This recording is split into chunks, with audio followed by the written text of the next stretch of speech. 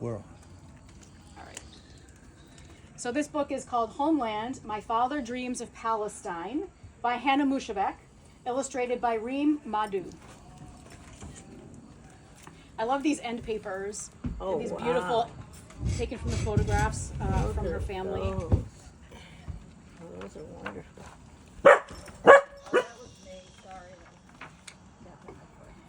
We wait in bed for our father to come home from work. We know he's coming when we hear the coins jingle in his pockets as he walks up the stairs. Sometimes he whistles us to sleep.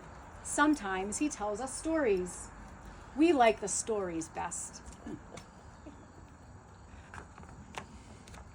There's the story about how he fed his neighbor Muhammad so many beans that he farted powerfully enough to lift off the ground. No way. And there are stories about our homeland, a place we've never been. Beautiful picture. Every summer, my father visited his grandparents, Teta Maria and Sido Abu Michel, who lived in the old city of Jerusalem. The final day of one visit started with his favorite breakfast, kayak. Eat more. Teta Maria called through the window to a street vendor below. She dropped a basket on a rope, and up it came, delicious bread, still warm. No matter how much food my father ate, Teta Maria always told him, "Eat more, Habibi." That's so universal, isn't it? Oh, yeah. Manja, manja, whatever language, whatever background. His Sido was a stern-looking, tarbush-wearing, argala-puffing, mustachioed man. He was always busy with grown-up matters. But this bright morning, Sido announced that together, the two of them would visit the family cafe. Walking through the streets of East Jerusalem, my father and his Sido stopped every few paces to greet people and tell stories. Abu Michel was called Al-Mukhtar, the head of the community, and he spoke many languages.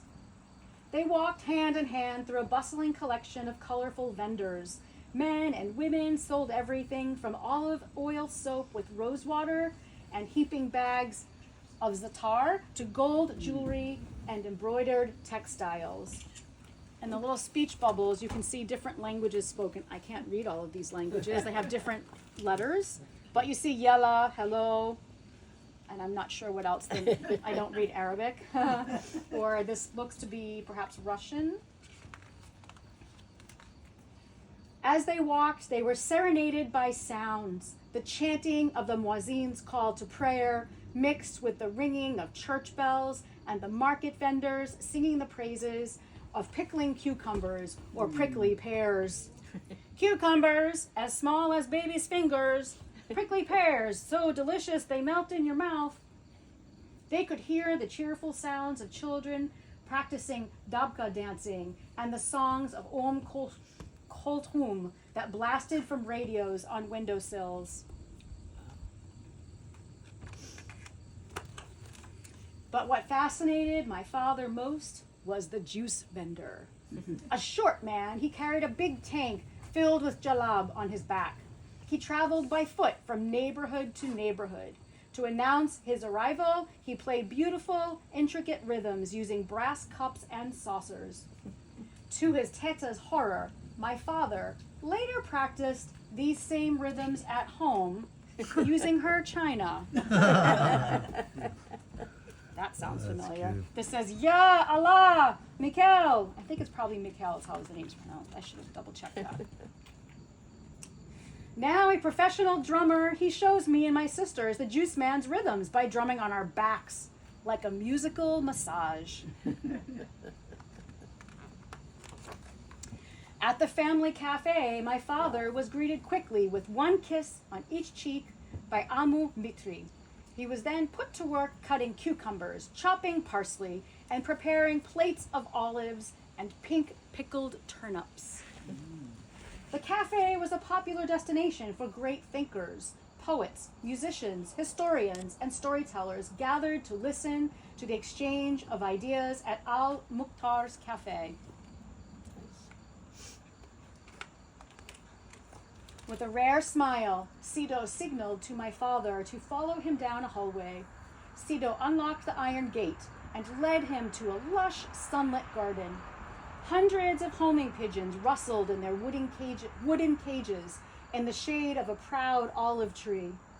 The next moment, he released all the pigeons and skillfully guided them into a circle in the sky with the help of only a black piece of cloth tied to the end of a long stick.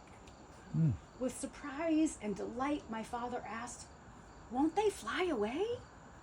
Sido shook his head slowly, the key swaying at his side. This is their home.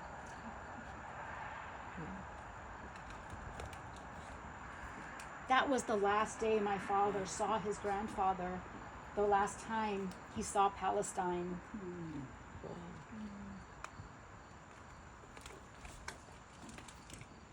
Our eyes are heavy with sleep, but we want to hear more. Show us the key, we cry.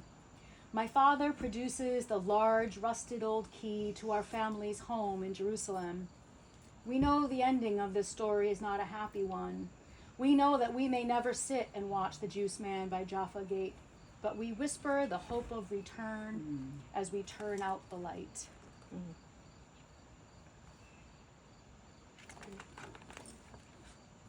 At night, we dream of our homeland.